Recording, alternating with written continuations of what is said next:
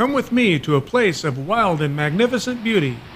An island where there's only one hotel, a 3-star 1960s Polynesian dream with a 5-star setting. A place of remote and spectacular valleys. Deserted beaches where if you see footprints in the sand, they're probably your own. Whoa! Come on, dude. Hold. Don't get angry. Let's go. An island where old Hawaii lives and breathes and nature is in charge and you have to earn the ability to see and experience it. This is the wild, wonderful old Hawaii of 50 years ago. This is Molokai Adventure with me, Chris Terzich. A lot of people are asking me, why would you want to go to Molokai? Well, they're obviously the ones that haven't seen my yard. I've always loved Hawaii and tropical places. The roots go back to my dad taking us to the various hotels and resorts in San Diego as kids. The Halawa Valley High, the Catamaran. I love the exotic feel and fun of these places. The call of distant South Pacific islands that these hotels evoked. You might say, well, San Diego is the same thing as Hawaii, right? No way is it the same, and Molokai is the furthest away from San Diego, or Honolulu for that matter. That's where we'll pick up this adventure. I take off from Honolulu International in an 8-seat Cessna Caravan. Half of the 8 on this plane live on Molokai.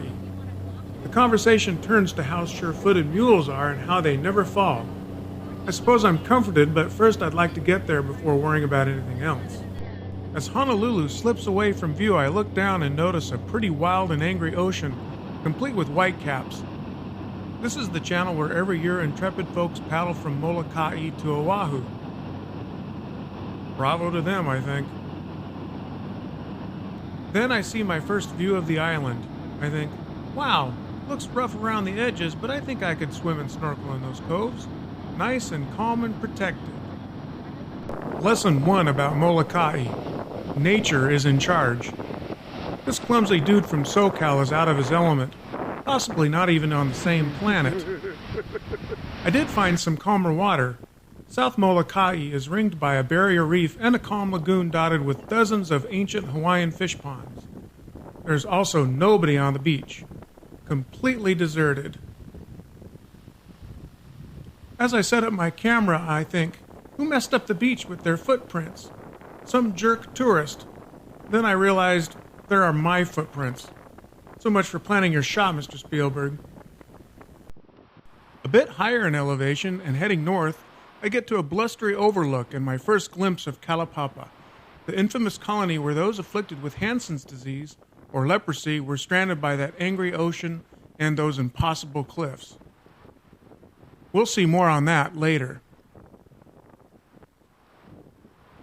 I decide to head over to the verdant eastern end of the island, my destination, Halawa Valley, which is guarded by a precariously narrow one-lane road, or your choices are to get hit head-on by a truck, get washed away in a flash flood, careen over the side into jungle or surf crash rocks, or, if you're lucky, stay on the road in one piece. There it is, Halawa Valley.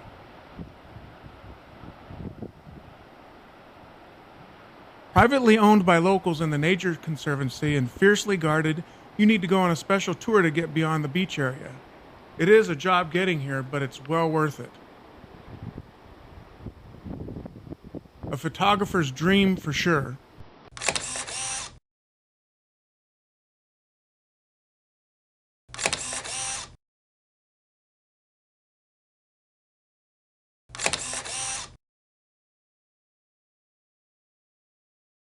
Then it's back to the Hotel Molokai, the only hotel on the island, and since the Molokai Lodge closed in 2008, the hotel has had its ups and downs. For me, I had a great room right on the water and just a few wobbly steps to my home, away from room, the Hula Shores. This place has Hawaiian ambience to spare. Open air, spectacular sunset views, and live music every night. Hula Shores is also home away from home for some colorful local folks, like Montana, the Molokai cowboy. Proof you do not have to be native to talk story.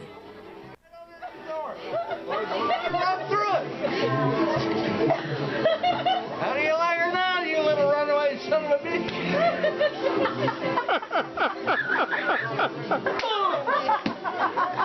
Down Holy smoke! Only he had a camera. Yeah! You know, that's the kind of stuff that funniest home video stuff. $100,000. Oh, that would have made it on there for sure. YouTube? Oh my God. The island sound is everywhere.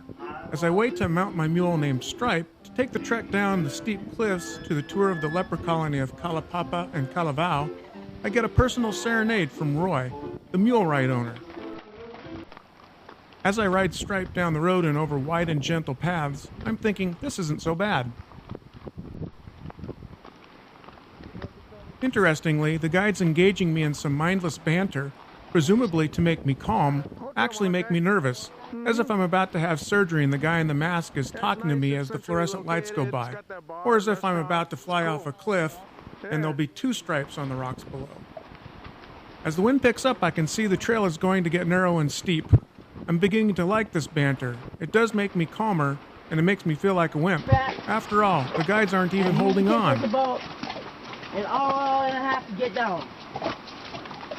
And the main purpose for this trail, the reason why this trail was built, was so that the leper colony could have a supply The first few line. switchbacks, of which there are 26, are a thrill to say the least, as it seems like the mule wants to always take the outside track and make the turn at the last minute.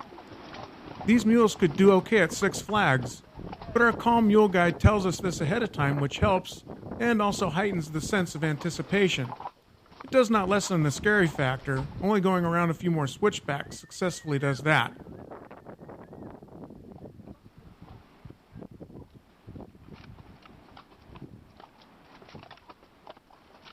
I also realize that you have to learn to move with the mule. When you throw him off, you pay. Sorry. Oh. I also realize that Stripe either has an issue with the mule in front of me or is just a plain show-off and wants to get in front of him. So Stripe decides he wants to pass on a one-lane road. Whoop, whoop, whoop. Hold her up. Whoa. Come on, dude. Hold. Don't get angry. Let's go. Let's go. Later. The views and the experience of the trail are amazing, and it's no wonder this trip is on many bucket lists. In an hour or so, I start to hear ocean, which is definitely calming, especially when combined with the reduced intensity of the trail. The calmness soon gives way to soreness. The ache in my butt, back, and legs lets me know I've been going down a cliff on a mule, holding myself back to keep from somersaulting over Stripe's ears. I got the feeling that Stripe would get around my crumpled form just fine on his way to get fed and watered. By the time I reach the beach, I've gotten used to the mule and the trail, and you realize this trek is like Six Flags. Looks scary, but is overall pretty safe. Certainly safer than driving in San Diego, in the rain. The beach here is wild, rough, and stunning. I get a small understanding of what the Polynesians must have felt when they first discovered these islands. It's awesome and humbling, but there was more of that to come.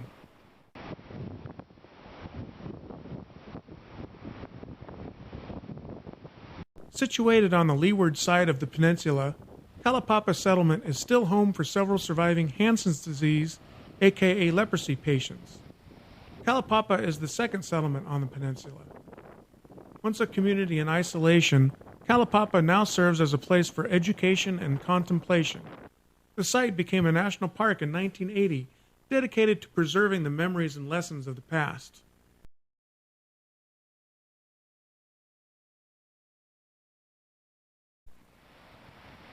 In the early days, the afflicted were dropped here at Kalawao, the first settlement, by longboat.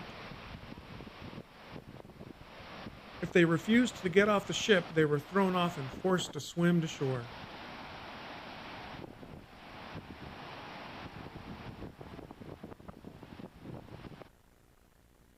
A small wooden building was being used for a Catholic church services when Father Damien arrived in 1873.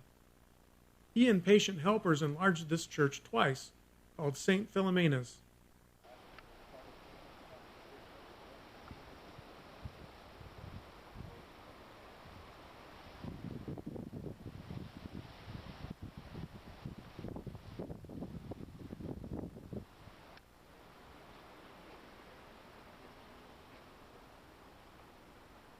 Brother Joseph Dutton completed the work after Damien's death in 1889.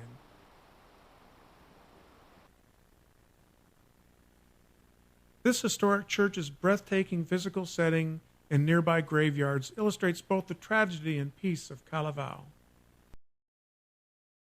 All too soon, the tour of Kalawao and Kalaupapa is done, and it's time to get back on stripe and head back up the cliff.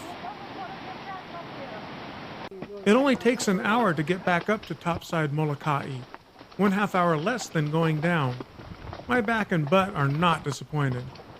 But now, I too am as calm and relaxed as the guides and take the precipitous drop-offs in stride.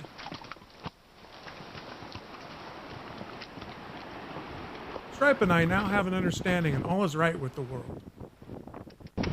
Go, go.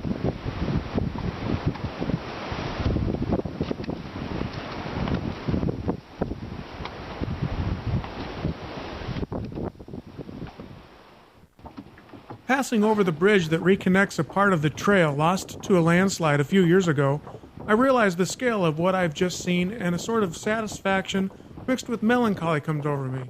The drop-off doesn't even faze me anymore. To soothe my aches, I find myself at the hula shores, and it's my last night. Of course, there is a hula show to bid me farewell. I'm left with impressions of great beauty, of loss, of the past, of the best and worst of people, but mostly of an abiding peacefulness, punctuated by sweet island music and the people that I've met and the things I've seen. I will be back, because even though Molokai is a small island, I know I haven't seen it all. Or, more importantly, maybe I haven't felt it all. Or if I have, it's a feeling I definitely want to come back to. It's like going home. Simple times, like with my dad at those tropical hotels many years ago. It's Ohana, family. See you next time on Adventure with Chris Terzich.